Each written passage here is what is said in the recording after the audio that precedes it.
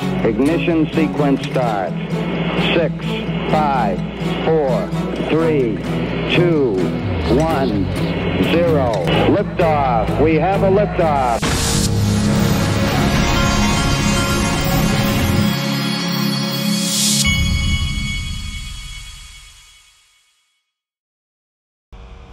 Hey everybody, this is the Digital Asset Investor, and Brad Garlinghouse is shocked and surprised because I did buy the XRP dip this morning. Don't tell my wife I bought more XRP. You know how you can get in trouble. Folks, no, I'm not saying there's anything to this, but here's what I am going to say. For about 3 years now, I've been talking about Elon Musk's Starlink, the X platform becoming the everything app. I've played video, I've shown you all kinds of things. There was a time when I brought up the idea that the Starlink satellites were being created for the purpose of this inclusive economy that Ripple and Stellar keep talking about, because you got to have a way to, you got to have, in my opinion, I guess you'd have to have the nodes on these.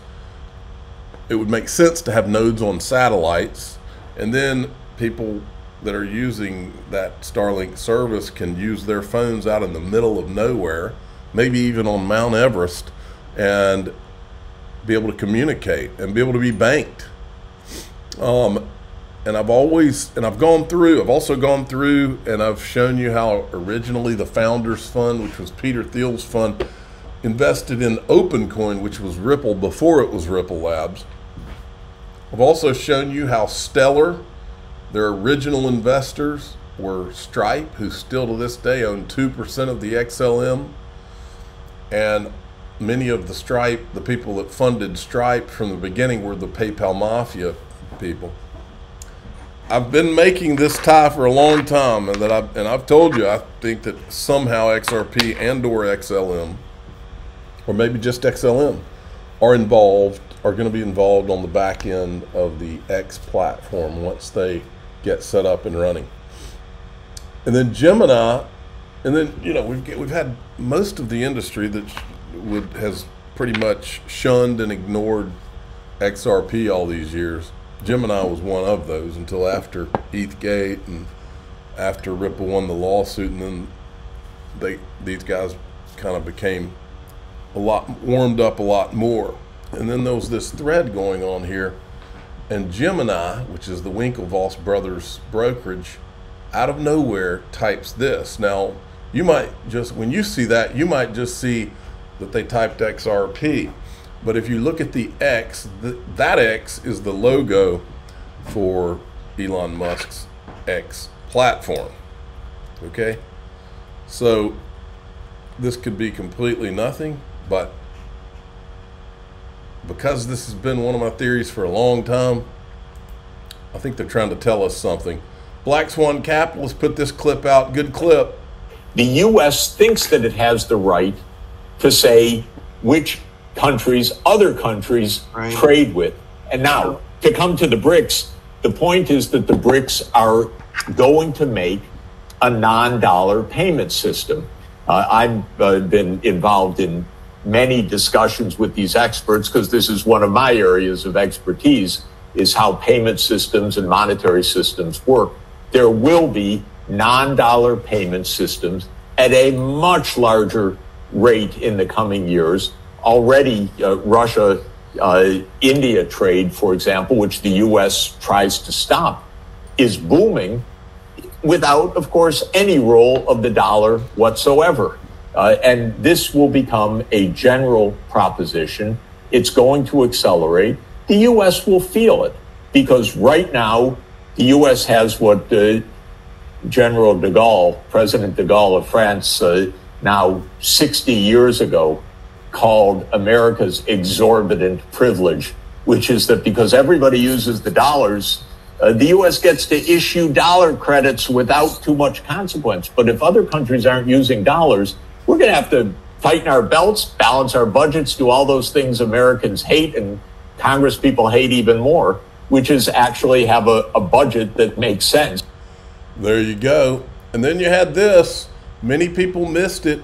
The Fed did their annual Jackson Hole adventure, but there was something else going on. Every year, an exclusive group of the 120 most powerful central bankers and policymakers from all over the world meet at Jackson Hole, Wyoming to discuss monetary policy behind closed doors at the Federal Reserve's annual conference. But this year, something unusual happened. At the exact same time, in the exact same place that the world's most influential central bankers met, a second event took place. The inaugural Wyoming Blockchain Symposium, which highlighted the state of Wyoming's recent legislation to pursue a digital dollar. Is it merely a coincidence that these two events happened at the exact same time in the same small town, population 10,000, in the same building right down the hall? Or is it giving us a clue as to what's coming next? Specifically, does it represent the foundation being laid towards a central bank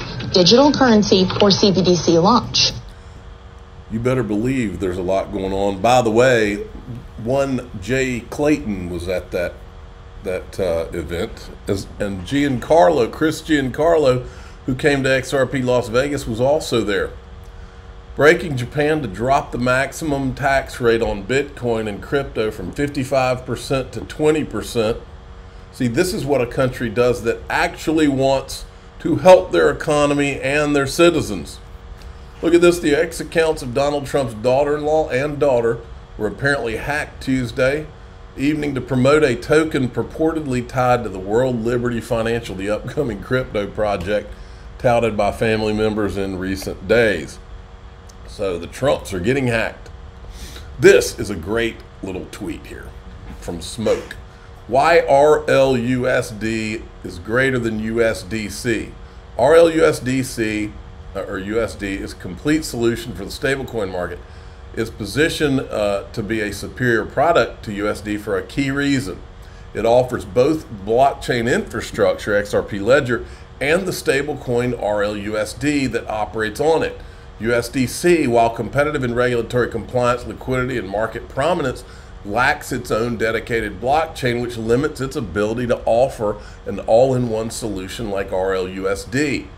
Ripple has the token XRP to facilitate the value exchange of its own stablecoin. This integration allows Ripple to provide a complete solution for cross-border payments, eliminating the need for partnerships with other providers. Ripple's already laid the railroad tracks, folks. Now check this out. CoinDesk is even covering Deaton now. Defeating Senator Warren is the ultimate political goal for the crypto world. The odds of taking down the high-profile senator and crypto critic are low, but a primary win for the digital asset advocate John Deaton leaves that window open. Folks, I would say that the chances are not low. I would say she doesn't have any of the truth on her side, which this day and time is more important than anything. Voters and people are craving that more than anything. The only thing John needs at this point is 100% full support of the crypto community, not half-baked support, not, I do, but I'm not going to say anything, but full support, which includes millions of dollars being thrown at him. That's what needs to happen. Can't be this half-baked stuff. Now, I called for the people over, the commies over at NBC, to do an interview because the reason I was contacting the commies is because I know that Elizabeth Warren won't go on Fox. She'll only do it on her turf. So John's not scared. This was John calling out Elizabeth Warren.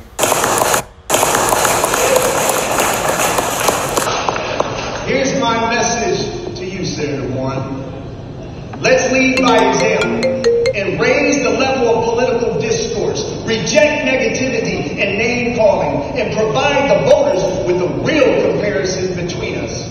In previous elections, you agreed to 2 debates. In fact, you're out there tweeting now that you agreed to 2 debates.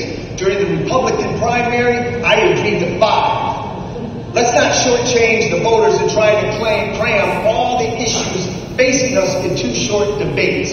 So, Senator Warren, I challenge you to 5 single-issue debates.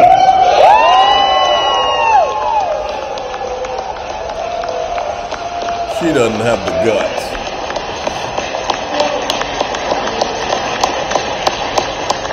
Number one, illegal immigration and the migrant crisis that's bankrupting this state.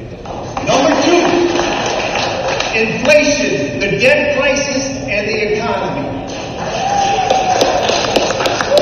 Number three, income inequality. And here's a warning, Senator Warren. It's not a political slogan for me. It lives in my heart.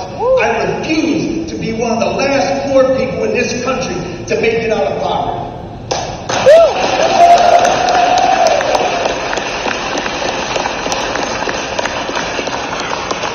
Debate number four, foreign wars, including your claim that Israel is committing genocide. And number five, Senator Warren, women's reproductive rights. Let's give the voters a good look and let them decide who's better equipped to fight for women. I'm a Marine officer and a father of girls. I will protect and honor women's reproductive rights and defend the laws of Massachusetts as it relates to abortion. She doesn't want any part of that. I guarantee you that. And this is my second call to find out when Senator Loomis is going to endorse John Deaton against Elizabeth Warren. Wouldn't it be fun if the next arms race was not for weapons, it was for Bitcoin? Wouldn't it be fun if the U.S. is buying Bitcoin and it scares China and Russia so they start buying Bitcoin, and we have an arms race over Bitcoin instead of over weapons? That we're as globally, we're challenging each other to have a secure store of value. Okay, so I don't trust her as far as I can throw her. And I don't trust these people either. The Biden administration to accuse Russia of sustained effort to influence the 2024 election. Folks, have you ever wondered why these are the same bad guys that censored you? These are the same bad guys, Kamala and Joe Biden, same guys that were calling up the Twitter during the 2020 election and saying, no, that Hunter Biden laptop, you censor everybody and you tell them that that's not real. That's Russian disinformation. Okay? Same people that faked the Russian dossier to try to take Trump out. Okay, this is the same group of people. Have you ever asked yourself the question, why is it always Russia? Well, maybe it's always Russia because the real problem is China. There's no question. China is who has infiltrated this country. China is who's blackmailed and bribed all our politicians. China's the problem, and that's why they keep pointing at Russia. Well, we're going to, in DAIXRP.com, that's what we're going to talk about, China. And we're going to remind you how China was involved in ETHgate. It's the center of it. And we're going to show you what else is going on. How many times now have we found out, oh, there's a Chinese, so-and-so in our government was a Chinese spy. Well, they got another one now. I'm the digital asset investor. I'm not an investment advisor. This is for entertainment purposes only. Please subscribe, hit the like button, tell your friends and family. It's not Russia, it's China. Here we go.